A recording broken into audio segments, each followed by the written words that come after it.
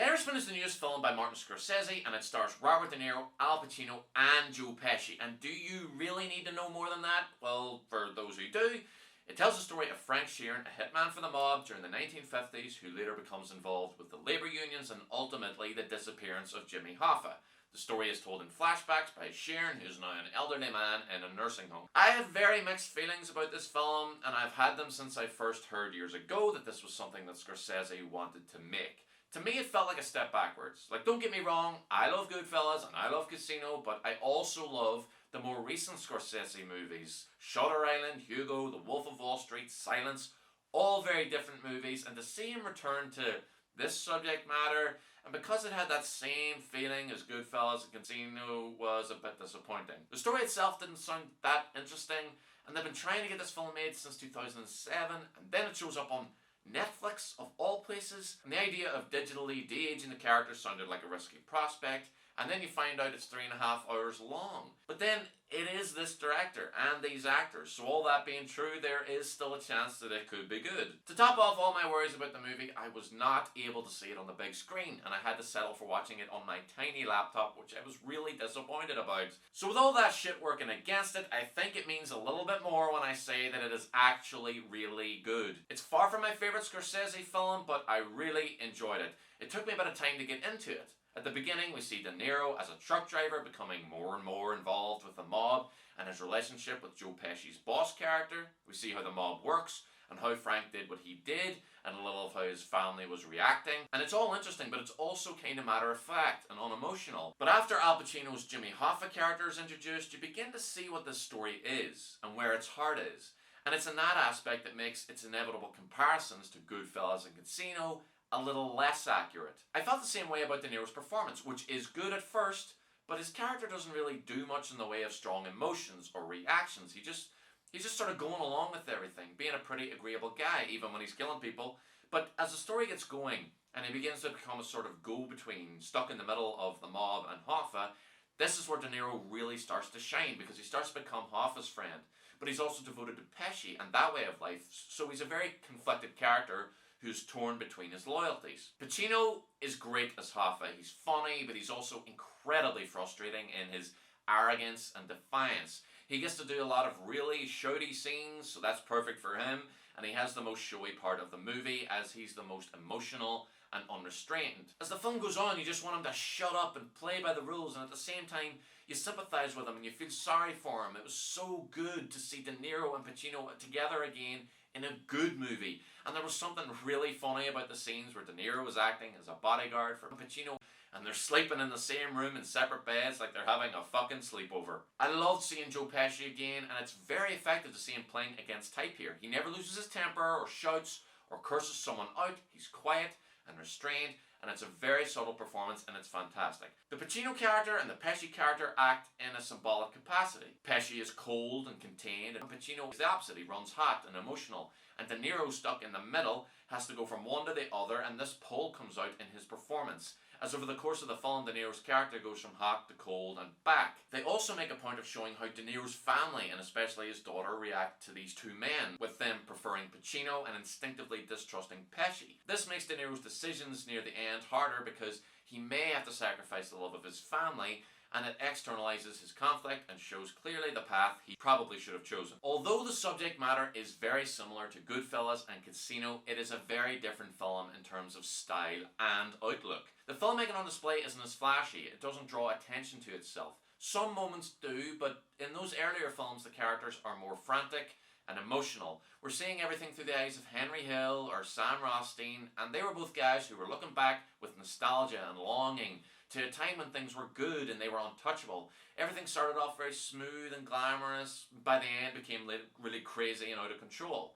And the filmmaking mirrored that. Here the main character isn't looking back at the good old days. Here everything's subdued and sometimes somber, and what starts out as a very matter-of-fact chronicle of this is what happened, and this is how I started killing people, and this is how I met this infamous person who'd later die violently, becomes a guy looking back in regret and sadness at the choices he's made in his life and what they mean in the context of where he is in his life now, where no one even remembers what happened or who was involved, and the extent of most people's knowledge about Jimmy Hoffa was that he was a well-known guy who disappeared. It's a different kind of movie which comes across mostly through its energy. Harvey Keitel shows up for a few scenes and he's really good. And Ray Romano was surprisingly great as Joe Pesci's cousin, and he plays like a union lawyer. He does really well in a surprisingly big part. It's also quite restrained in what it shows in terms of adult content. It's not really a violent film. Of course people get murdered in it, but it doesn't go into a lot of detail about it. There's a montage of De Niro's various murders and it just shows him like getting rid of the gun afterwards to show that, yeah, he's killed a lot of people rather than showing the actual killings. When new characters are introduced, text will come up saying who they are and how and when they eventually die, but it doesn't show that happening. And sometimes they very clearly use CGI blood, which was just so disappointing, the worst being during a flashback to De Niro's time during the war. Speaking of CGI, let's talk about the de-aging. It helps that I was prepared for it, and that it was really pretty impressive, even if it could be distracting some of the time. I quickly got used to it, and it really didn't bother me. It's most obvious when used on De Niro's face, strangely enough, seeing as of the three leads, he's probably aged the best, and he doesn't really do big expressions the way Pacino does. For some reason, they give him very bright blue eyes, which don't look right. And more than the CGI, it's his body movements when he's walking or beating someone up. You can just tell that this is an old man. And that was what was very distracting for me. The CGI is good, but I don't see a youngish man here. It just sounds so very wrong when Pesci calls him kid. Like seriously, how young is he supposed to be? Like 50? You don't call a 50-year-old man you just met kid, even if he is younger than you. The CGI on Pesci is really good, and it helps that I have no fucking idea what Pesci even looks like now. And Pacino looks fucking flawless. Like they just shaved off that goatee he's always got, and it turns out he still looks great. And I think that in all the talk about this CGI, people might forget to talk about how good the old person makeup is when the characters start to become old men, because it was great. There's not many funny scenes. The only ones I really remember usually involve two people talking about how someone needs to talk to Hoffa and calm him down or threaten him. And then they say, well, who's going to talk to him? And then the camera just pans around to De Niro sitting there like, yeah, like, who else was going to do it? I found that kind of funny. It was also kind of amusing when Pesci tells De Niro to go meet up with his character from JFK, but I don't think it was supposed to be, because they don't really draw attention to it. Some things that I think could have been done differently would have been to give us more scenes with De Niro and his daughter so that we could feel the loss of that connection by the end. They could have done a better job explaining Jesse Plemons' character. He's Hoffa's son or his stepson, but he's involved in his disappearance. It wasn't clear to me if he knew what was going to happen or if he was just being used, and if that's the case, why didn't he tell anybody? The scene where Hoffa disappears is great. It's so suspenseful and emotional because we can guess pretty accurately what's going to happen, but we don't know exactly, and you feel so sorry for De Niro and Pacino during this scene, but for different reasons. And there's a wonderful moment where De Niro tells one of the other guys in the car where to sit. And it's such a subtle thing, but I realised he'd never given a command like that with that amount of force behind it for the whole movie.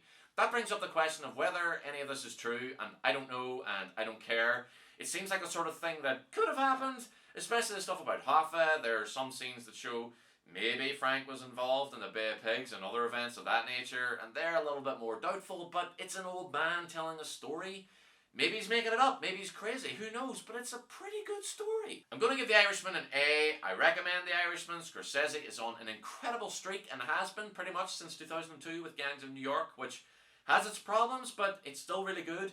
It was nominated for like 10 Oscars, including Best Picture, and that's not nothing. I felt a lot while watching this film, and the filmmaking and the performances would have got me there anyway, but there's also a lot of film history on the screen. These three actors together, being directed by Scorsese, playing real-life people, there's a lot of extra weight added, and you feel it before you even enter the cinema.